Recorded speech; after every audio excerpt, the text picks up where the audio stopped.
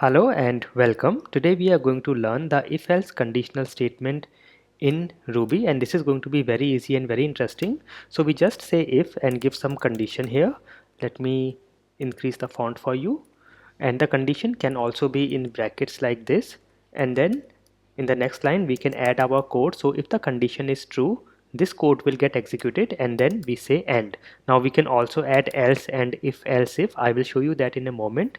So let me just create a new file here. I will say if else.rb, and in my main.rb I will have to run this. Let me say this as if else demo.rb, and here I will say load if else demo.rb.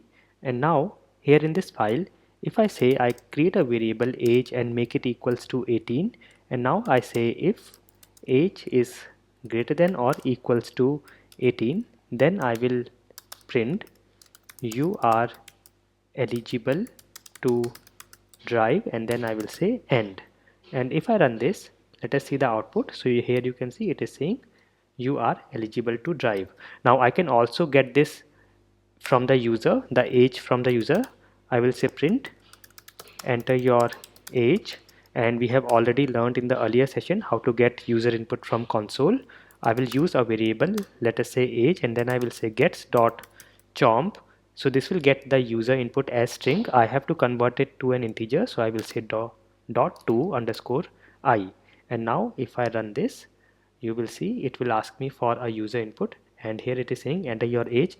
Let us say I say here 40 and hit enter, and it says you are eligible to drive. Now what if the age is less than 18? So if I say my age is 10 and I hit enter, you can see nothing happens because we have not given the condition of what happens if this is false, and therefore we can now say else, and I can say puts you are not eligible. So if I run this again, and now if I put my age which is less than 18, it will print the else statement. So I'm saying I'm 12 and I hit enter, it says you are not eligible. So this is how you can use if and if else statements. Now if you have multiple conditions, let us say I can just comment this out. I can say equals begin, and I hope you remember we have already learned how to comment multiple statements, and I will say end.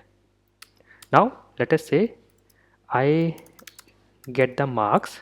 I will say enter your marks, and I will take the input in a variable called marks. So I will say gets dot chomp dot to I to convert it into an integer, and then I will say if marks are less than 50 or less than equals to 50, then I will say print you are fail, and then I have to say else if. So here we use ELSIF. So make sure this is ELSIF, and then I can give another condition, marks are greater than 50. I use the AND operator, and marks less than equals to 60. In this case I will say puts you got grade let us say D, and then I can again use else if statement here. So I can say if marks greater than 60 and less than equals to 70, then you got C, and then again I will say if marks greater than equals to 70 and less than equals to 80, then you got grade B, and then I will say if it is greater than 80 and less than equals to 100, then you got grade A. Now I can also at the end say else. I will say enter valid input, and then I will have to use the AND statement. So let me check now. I will clear everything and run this, and it is saying enter your marks. If I say my marks are 50 and enter, it says that you are fail. I will run it again, and this time I will say my marks are 60. It says you got grade D. If I run again and say I got 90, it says you got grade A. Now if I say something above 100 like 110, and it says enter a valid input.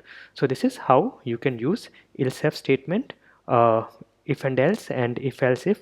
I have all these syntax here. All this will be available in the description of this video.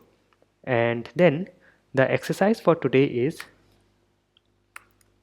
write a Ruby program to check all the if else conditions as we have seen in the video.